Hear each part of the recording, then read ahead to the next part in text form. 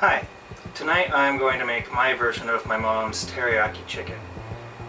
There's nothing wrong with the way she made it. I could eat it the way it was. However, if you're going to follow her recipe, you do need to plan ahead some, and I rarely do so. So I've altered it a little bit to make it fit my schedule a little better. First, we have to start off with the marinade for the chicken. Into a bowl, we're going to add about a half a cup of soy sauce, about a half a cup of honey, about a third of a cup of water. Because that honey is going to have a tendency to stick, I like to go ahead and whisk this together now and try and get the honey a little better mixed in. I want to add about a half of a teaspoon of ground mustard, about a quarter of a teaspoon of cayenne pepper. If you like it spicier, of course, add more. Just a pinch of cloves, and a fair amount of black pepper.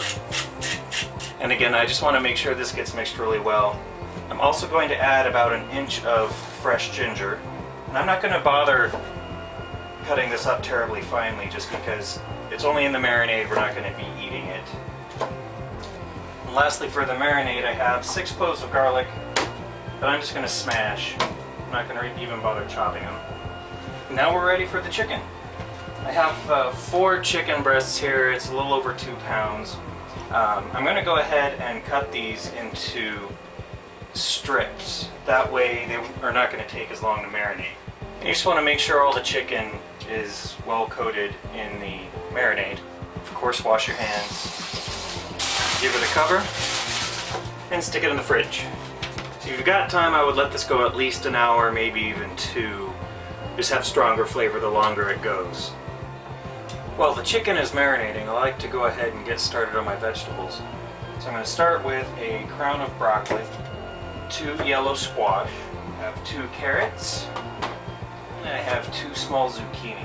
And lastly, I've got 4 cloves of garlic that I'm just going to slice very thinly. The next order of business is toasting our toppings. I've got a small skillet over low heat. I'm going to add 1 2 1/4 package of slivered almonds and a couple handfuls of sesame seeds. I just want to let this go over low heat until the almonds and sesame seeds are nicely toasted. They'll start to get a little brown. You'll hear the sesame seeds starting to pop, kind of like little tiny popcorn. And you'll begin to smell them. I don't know any other way to describe it. You'll smell this nutty aroma coming out of the pan. And that's when you know they're just about done. And don't walk away from this. You want to keep an eye on it because once they start to go, they'll burn really quickly.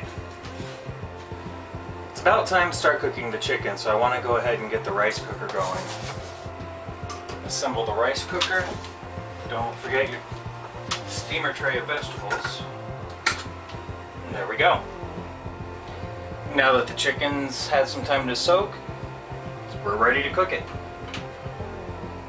Go ahead and turn the pan on to medium to high heat. Put a little bit of olive oil. Let that come to temperature. My chicken's had just over 2 hours to marinate. My oil's hot, so it's time to get cooking. You just want to take the chicken out of here, leave all the juice, leave all the big chunks of garlic and ginger. I would love to make a sauce out of it, but it's full of raw chicken bacteria, and that's no good. So sadly, the last of this is going to waste. So there you have it, teriyaki chicken. The way I like to do is put down some rice, then the vegetables, then the chicken, then sprinkle on the almonds and sesame seeds. And I also usually like to add just a little more soy sauce to the top. Thanks. Enjoy.